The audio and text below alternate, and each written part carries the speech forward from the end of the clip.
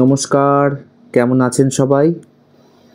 Daily ক্যানভাসের আরও একটা ব্লগে আপনাদের সকলকে স্বাগত জানাই। আজ মহালয়া এবং মহালয়ার এই দিনটিতেই প্রত্যেক বছর আমাকে গঙ্গায় যেতে হয় তর্পণ করার জন্য। তো সেই জন্যেই সকালবেলা বেরিয়ে পড়েছি। যে ঘাটে আমি তর্পণ করি সেই ঘাটটা যেতে গেলে এই অরবিন্দ রোডের যে রাস্তাটা, এই রাস্তাটা হয়ে যাওয়াটাই সুবিধাজনক। সেই জন্য এখান দিয়েই আসছিলাম। তো দেখতে পেলাম যে বড়মার মন্দিরে পুজো দেওয়ার অস্বাভাবিক লাইন পড়েছে আজকে। শুধু নৈহাটির লোক তো না, বড়মার এখানে বহু দূর দূরান্ত থেকে মানুষ আসে এবং তাদের মনস্কামনার জন্য পুজো দেয় এখানে।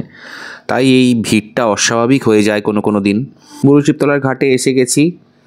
এবার একটা ঠাকুরমশাইকে ডেকে তাকে সমস্ত কিছু বলে তর্পণ করতে নেমেছি জলে। মহালয়ার দিনটা একদিক থেকে বেশ ভালো লাগে, কেননা মহালয়ার দিনটা এলে মনে হয় পুজো এসে গেল, আর মাত্র 2-4টে দিন। কিন্তু এই দিনটা গত 8-9 বছর ধরে একটু ভারাক্রান্তও লাগে আমার কাছে, কেননা বাবা ছিল 7-8 বছর আগে, আজ আর নেই। তো এই তর্পণ করতে আসার সময় মনটা খুব ভারী হয়ে যায়। যাই হোক, সেসব কথা আপাতত থাক, কারণ খুব গম্ভীর গম্ভীর কথা হয়ে যাচ্ছে।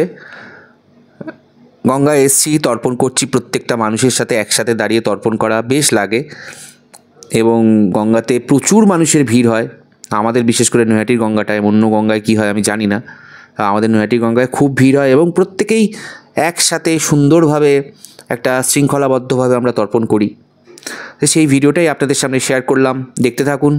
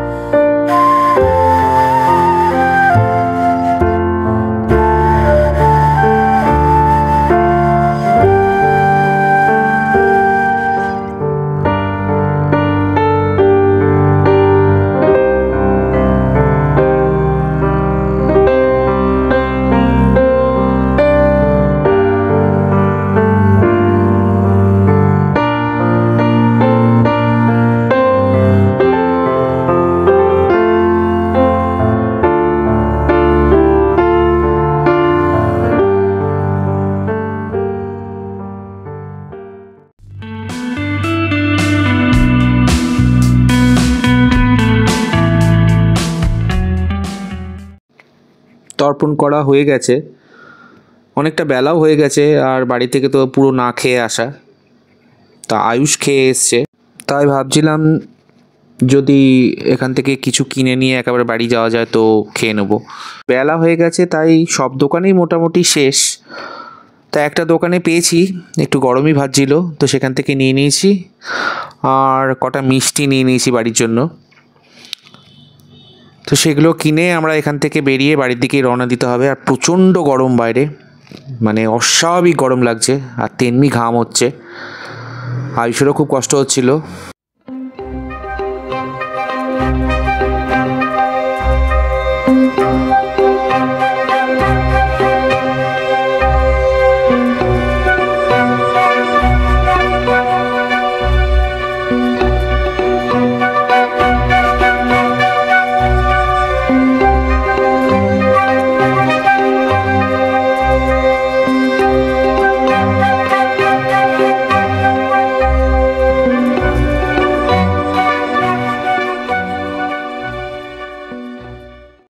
এবার বাড়ির পথে রওনা।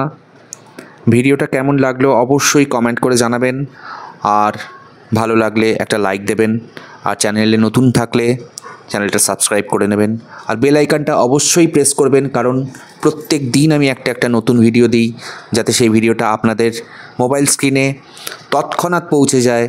সেই জন্য বেল আইকনটা প্রেস অবশ্যই করবেন। ধন্যবাদ, সকলে ভালো থাকবেন, সুস্থ থাকবেন।